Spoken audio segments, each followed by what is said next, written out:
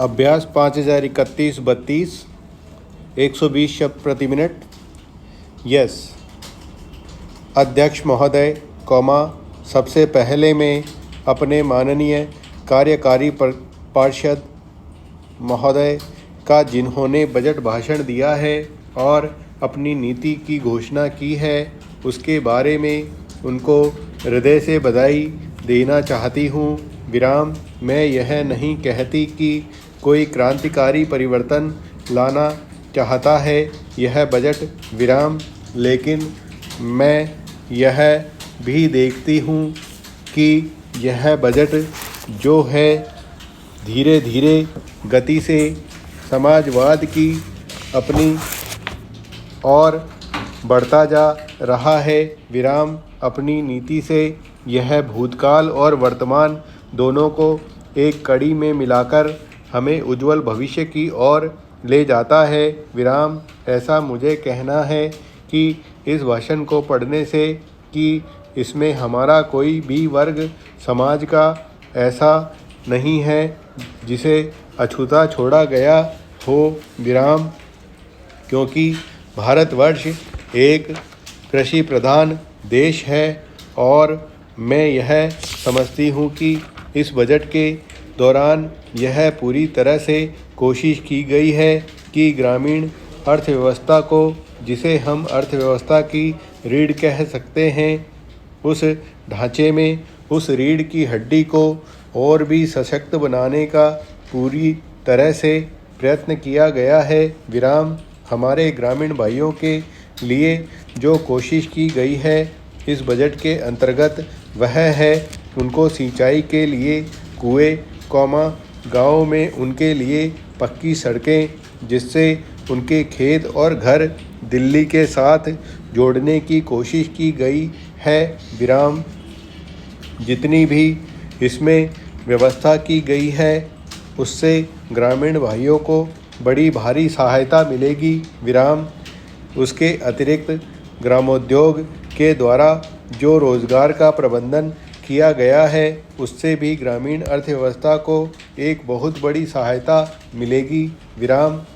मैं इनका ध्यान इस ओर दिलाना चाहती हूँ कि जहाँ तक शिक्षा का संबंध है इस बजट में कोई विशेष प्रावधान नहीं किया गया है, विराम। मैं यह नहीं कहती कि शिक्षा के दौरान ज़्यादा स्कूल न खोले जाएं, पर हमारी यह नीति होनी चाहिए कि भले ही स्कूल थोड़े खोले जाएं, पर सबसे बड़ी आवश्यकता इस बात की है कि शिक्षा की नीति में परिवर्तन की ज़्यादा आवश्यकता है, विराम, क्योंकि हम प्रजातंत्र में रहते हैं। प्रजातंत्र को अगर हमें सफल बनाना है तो सबसे पहले हमें ऐसे नागरिक चाहिए जिन्हें अपने अधिकारों और अपने कर्तव्यों का भली भांति ज्ञान हो, विराम। शिक्षा की वर्तमान नीति से हम अपने अधिकारों के प्रति ज़्यादा सजग होंगे और कर्तव्यों के प्रति बिल्कुल सजग नहीं होंगे,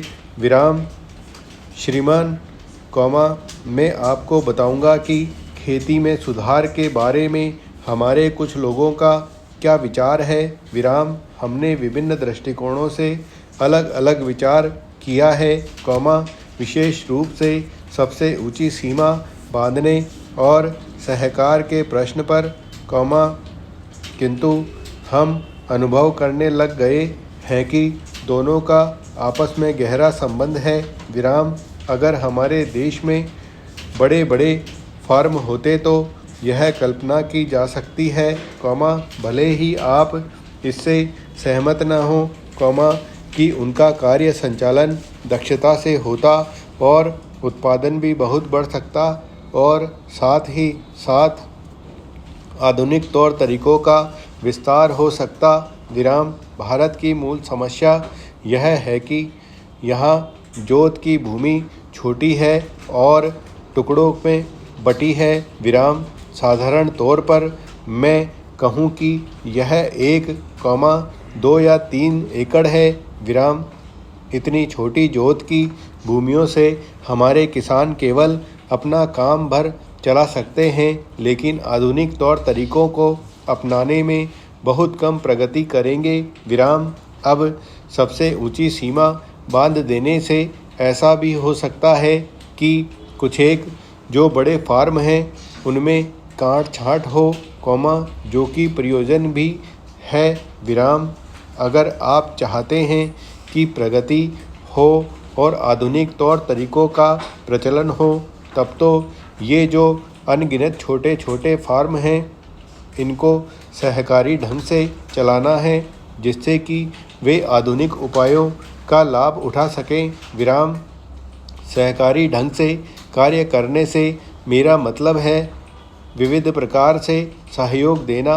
यह सोचते हैं कि पहला कदम सहकार होना चाहिए और ऋण के अलावा अन्य कई प्रकार से भी सहायता की जा सकती है, जैसे वस्तुओं को खरीदना और बेचना, बीज, खाद तथा इसी प्रकार की वस्तुओं को दिलाना। विराम। दूसरा कदम है धीरे धीरे बीच वाले आदमी को हटा देना। विराम। फिर दूसरी स्थिति आती है जिसको मिलजुल कर खेती करना कहते हैं, यद्यपि उसमें भूमि पर अधिकार बना रहता है। विराम। इस प्रकार का हमारा दृष्टिकोण है जिससे अधिक सीमा की समस्या को सहकारों से अधिक जोड़ा जा सके, नहीं तो उत्पादन गिर जाने का भय है। विराम। यह एक जटिल समस्या है जिस पर मनन हो रहा है। विराम। सहकार से मेरा मतलब एक गांव के सहकार से है और ज़्यादा से ज़्यादा 2-3 गांव का सहकार भी हो सकता है यदि वे निकट से संबंधित हैं। विराम। लेकिन हमारी सरकार इनकी भरपूर सहायता करेगी। विराम।